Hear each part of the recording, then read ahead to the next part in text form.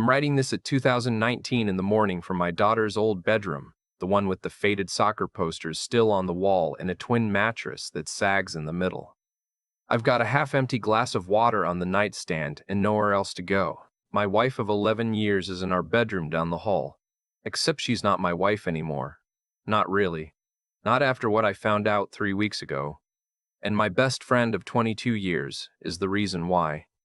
Let me back up. My name is not important. What matters is that I'm 51 years old. I manage inventory logistics for a mid-sized commercial flooring company.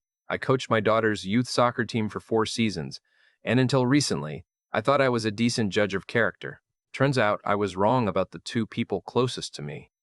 Wrong in a way that doesn't just sting. It rewires you. Makes you question every memory you thought you owned. My wife, I'll call her my wife, because that's still what the paperwork says, is 47. Redhead, sharp sense of humor, runs half marathons and keeps her medals on a hook by the garage door like a row of small victories. We met at a barbecue in 2013, got married 2 years later, and mostly had a good run of it. Not perfect. What's perfect? But solid. Or so I thought. My best friend. I'll call him my best friend because that's what he was, past tense now. Very firmly past tense is 53.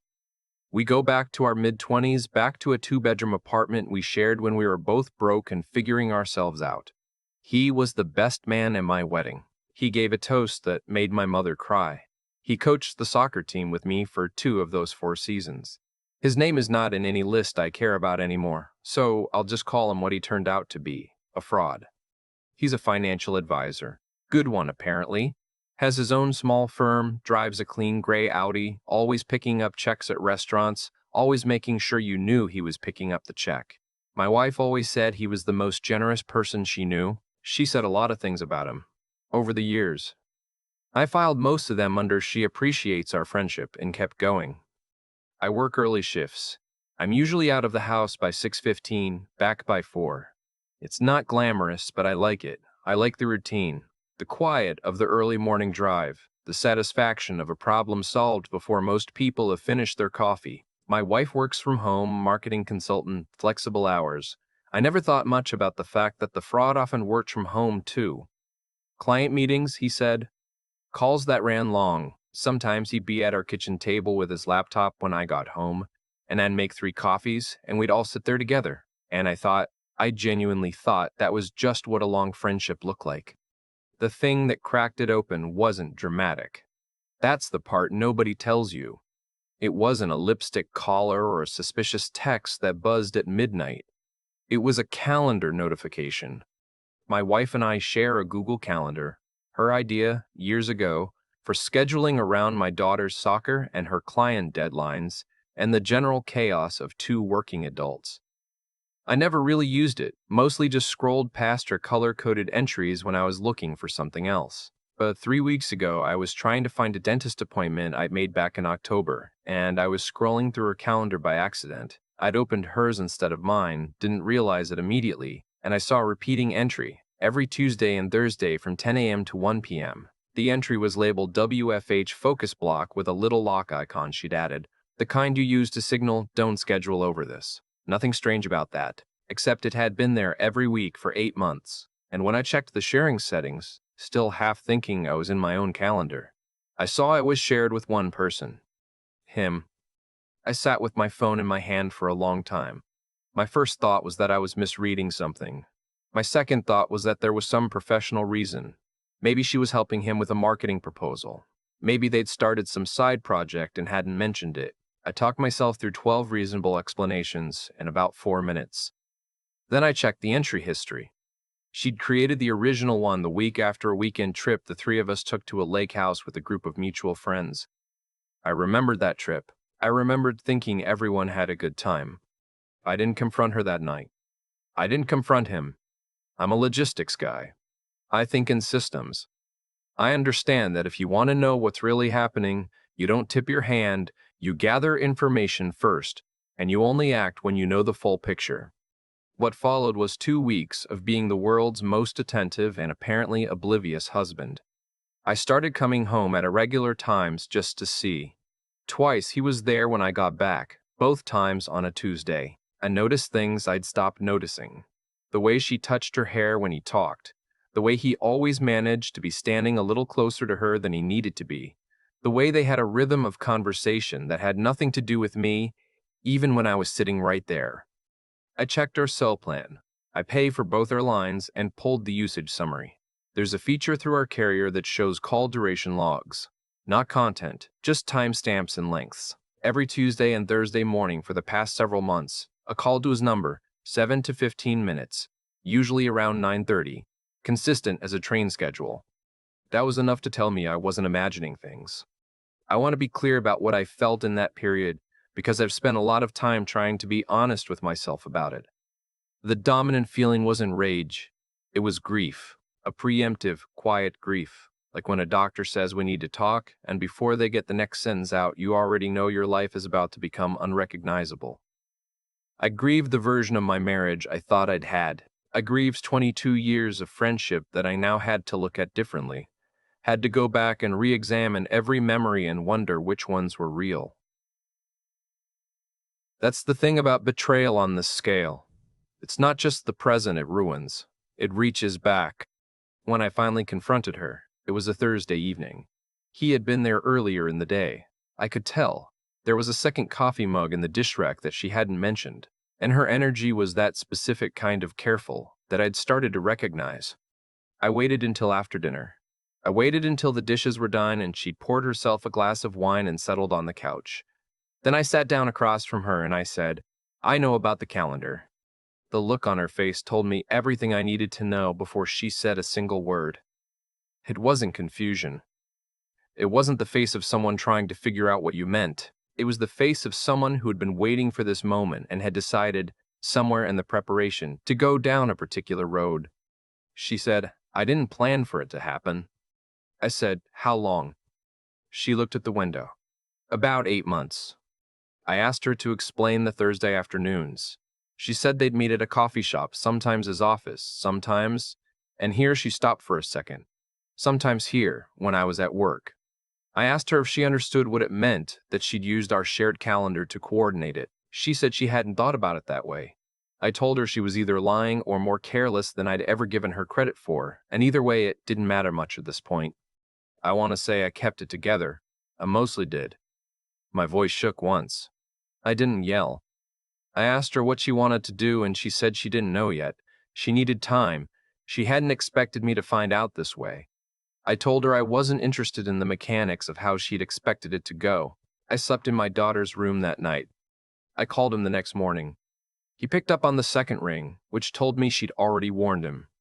His first words were, "I know why you're calling." I said, "Then skip the part where you pretend to be sorry and get to the part where you explain it." And here's the thing about frauds. They are very good at sounding reasonable. He said they hadn't planned it. He said it had developed gradually. He said he'd been meaning to come to me, that he'd known for a while it couldn't stay hidden, that he cared about our friendship and he was genuinely torn. He used the word genuine 3 times in 4 sentences. He said, "I know this is a lot, and I know I've hurt you, but I want you to know that my feelings for her are real." Real? As if that was supposed to be the reassuring part. I said, "Don't contact me for a while." Then I hung up. What happened next is where it gets complicated, and I want to be honest about it because I think the impulse to make yourself the clean-headed party in a story like this is exactly how people lie to themselves. The fraud had a professional reputation that mattered to him more than almost anything. He'd been building toward a partnership at a larger wealth management firm, the kind of firm that runs background checks and cares very much about the character of the people whose names go on the letterhead. He'd mentioned this upcoming process to me more than once over the past year, in that way people have of talking about their goals when they want you to bear witness to their success. I also knew, because he told me over the years in the casual confessional way that close friends sometimes do, that there were a few things in his professional history that weren't exactly clean. A complaint filed with FINRA that had been settled quietly. A former client he'd lost contact with after a dispute over fees. Nothing that would necessarily disqualify him, but the kind of thing you'd want to get ahead of if you knew someone was about to look. He had not gotten ahead of it. I spent several days thinking very carefully about what I wanted to do. I'm not going to pretend it was a noble deliberation. I was angry. I was also methodical, which is just how I'm built. I did not want to do anything illegal. I did not want to do anything that could be traced back to me in a way that looked like targeted retaliation. What I wanted was for the truth to be available to the people who needed it, and to make sure they knew where to look. The firm that was considering him for partnership has a general inquiry contact on their website. I used it to send a message, not accusatory, not emotional, just factual, that mentioned I had information relevant to a candidate's background that I believed they might want to review, and that I was willing to speak with someone if they chose to reach out. I included my name and a phone number. I did not volunteer anything else. They called me within 48 hours. I told them what I knew. I kept it to the professional history, the FinRe matter, the client dispute, a few other things I pieced together over the years. I did not mention my wife. That had nothing to do with his fitness for the job, and mixing it in would have made me look like someone acting from personal grievance rather than professional concern. Which, yes, I was. But that didn't mean the information was wrong. 3 weeks later, I got a call from a mutual friend, one of the people from that lake house trip, someone who'd known us both for years. He said the firm had passed on the fraud for the partnership, said the fraud was furious, had been asking around, had apparently figured out that someone had made a call. He wanted to know if I'd done it. I said, if someone did, it sounds like the firm found the information useful. He was quiet for a moment, then said, he's saying you're trying to destroy him. I said, I reported accurate information about a person who's being considered for a position of significant financial trust. If that affects his prospects, that's between him and the facts of his own record. He had nothing to say to that. My wife and I have had several more conversations since the first one. None of them have been easy. She asked me at one point if I could consider counseling, not to repair the marriage. She said she understood if that wasn't possible, but to process it together in a structured way. I told her I'd think about it. I'm still thinking. She asked me once if I'd done anything to affect his career. I told her that I'd spoken honestly when someone asked me a direct question. She looked at me for a long time and then looked away. Her mother called me about 2 weeks in. I like her mother. We've always gotten along, and that call was one of the harder ones. She didn't defend what had happened. She said she was heartbroken for me and ashamed of what her daughter had done, but she also said, please don't make this uglier than it has to be, for everyone's sake. I told her I had no interest in making anything ugly. I told her I'd simply stopped protecting people who hadn't protected me. She went quiet. Then she said, I understand, and she meant it, I think. The fraud called me once, about 10 days ago. I let it go to voicemail. He left a message that started calm and ended not calm. He said I'd gone out of my way to kneecap him, that I'd used information he'd shared with me in confidence, that a real friend wouldn't have done what I did. At the end he said, I hope you feel like the bigger man. I hope it was worth it. I listened to it twice. Then I deleted it. I don't have a clean answer to whether what I did was right. I've sat with that question more than I expected to. He shared that professional history with me as a friend. That's true, but he was also using my house, my trust, and 11 years of my marriage as a stage for something that had nothing to do with friendship. The information I passed along was accurate. The people who received it were entitled to it. That's the box I put it in, and for the most part, it holds. My daughter doesn't know the full story. She's 23, lives in another city, has her own life. I've told her her mother and I are going through a difficult period. She's asked questions I've answered carefully. I don't want her to have to choose sides or carry the weight of what happened. That's not her job. I started the paperwork for a separation agreement 2 weeks ago. My attorney, a woman I found through a referral from someone at work who I'd never met before any of this, told me I was being unusually organized about it. I told her that's just how I do things. The fraud is still out there. He has other clients, other prospects, other firms he can pursue. Losing one partnership isn't the end of his career. I'm not naive enough to think I'd burned everything down. I removed one opportunity from someone who hadn't earned it. That's all. My wife is still down the hall. We're civil. We're careful. We move through the house like two people who have agreed, without saying so out loud, not to make the overlap period worse than it has to be. Some mornings she makes enough coffee for two and leaves mine on the counter. I drink it. I don't hate her. That's the honest answer, and it surprises me a little.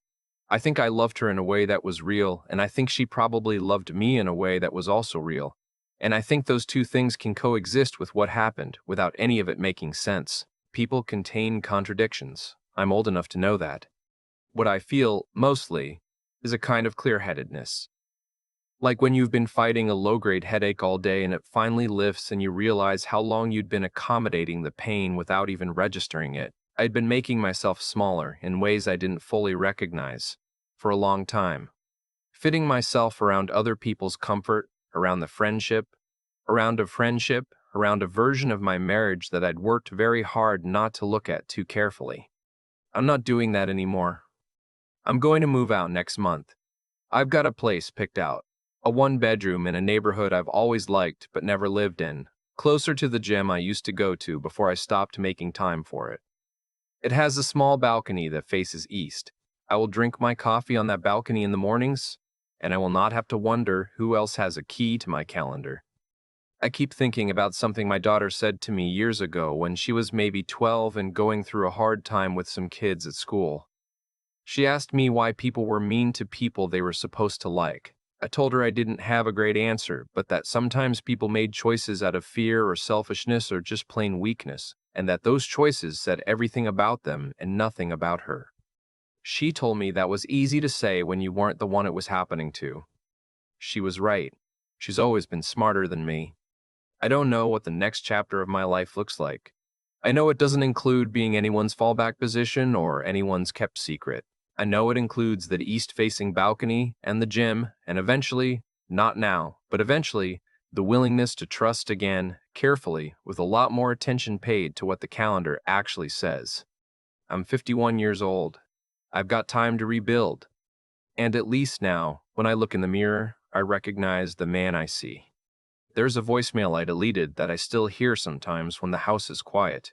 He said he hoped I felt like the bigger man. I've thought about that phrase more than I expected to. Not because it stings, it doesn't, not anymore, but because of what it assumes. That the goal was to feel big, that revenge is about size, about standing over someone and knowing you won. That was never what this was. What I did was simple. I told the truth to people who had a right to know it. He had built a professional reputation on a version of himself that wasn't accurate, and he was about to have that reputation extended, trusted with other people's money, other people's futures, on the basis of a record he'd quietly doctored in his own favor for years. I didn't manufacture anything. I didn't exaggerate. I said what I knew, named what I could verify, and let the people with the authority to evaluate it do their jobs. The outcome was theirs, not mine. I think about the moment I sat down across from my wife with nothing but a calendar entry and a phone log. No rage. No accusations. Just a question, and then the willingness to sit in the silence that followed and let her fill it honestly. That took something. Not strength in the dramatic sense, not the kind you see in movies, but the quiet kind. The kind that comes from having spent several days alone with the facts and deciding you were done pretending you hadn't seen them. There's a discipline in that. It's not glamorous. It looks from the outside like stillness. But it's one of the hardest things I've ever done, just sitting there and not flinching away from what was true. He told me I'd used information he'd shared in confidence, and he was right, technically. But here's what he left out. He had forfeited the terms of that confidence the moment he decided that my life, my home, my marriage, my trust, was something he was entitled to use for his own amusement. Confidence is a contract. It runs both ways. When he violated his side of it, he didn't get to keep the protection of mine. I'm not saying what I did was perfectly clean. There's a version of this where a better man simply walked away, filed the paperwork, and left him to his own eventual reckoning. Maybe that man exists. I'm not him. But I also didn't lie, didn't manufacture, didn't go looking for ways to wound. I used what was real, and then I stopped. I didn't call his clients. I didn't contact his family. I made one inquiry, answered one follow-up, and then I was done. That distinction matters to me. What I've carried out of all of this is something I'd rather have learned a different way. But can't pretend I didn't need to learn, that knowing what you're worth has nothing to do with what other people say you're worth. For years I absorbed the ambient message, from him, From the dynamic of that friendship, maybe from my own reluctance to examine things too closely, that I was the less impressive one, the stable, reliable, unflashy one, the logistics guy, and I let that become a kind of ceiling I didn't question.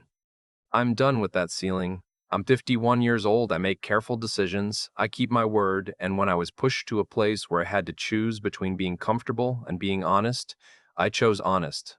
That's not nothing. That's in fact the whole thing.